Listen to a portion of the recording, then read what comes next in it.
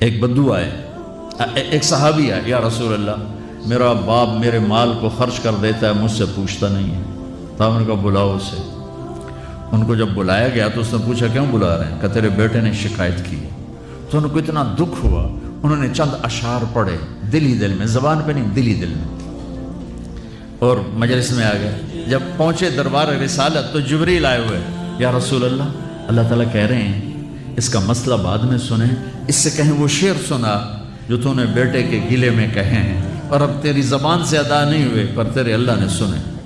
تو آپ نے اس سے فرمایا اچھا بھائی تیری گل تو میں بعد سنوں گا، تو پہلے میں نے شعر سنا۔ انہوں نے کہا اشہد انک رسول اللہ، میں گواہی دیتا ہوں آپ اللہ کے رسول ہیں۔ یا رسول اللہ میں نے دکھ میں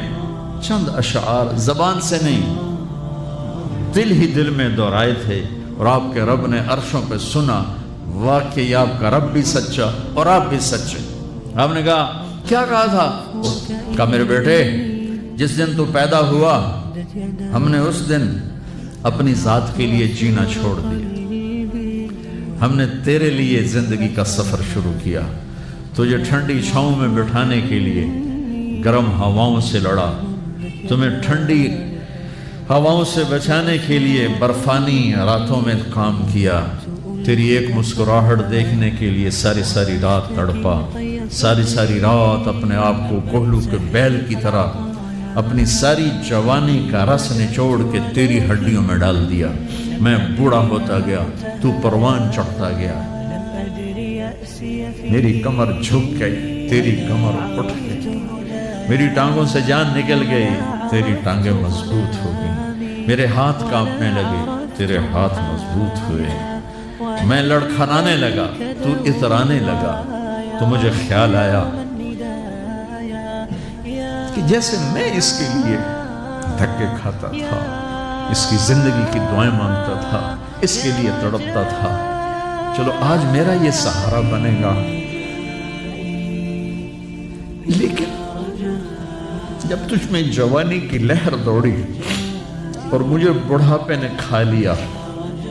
جب جوانی میں تجھ میں رنگ بھرا اور بڑھاپے نے میرے رنگ چھین لیے، جب جوانی نے تجھے سیدھا کیا بڑھاپے نے مجھے ٹیڑھا کر دیا، کمر جھکا دی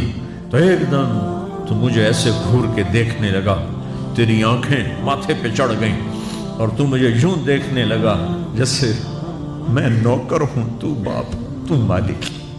تو میں نے اپنی 30 سالہ زندگی کو جھٹلا دیا کہ ہاں میں باپ نہیں ہوں، میں نوکر،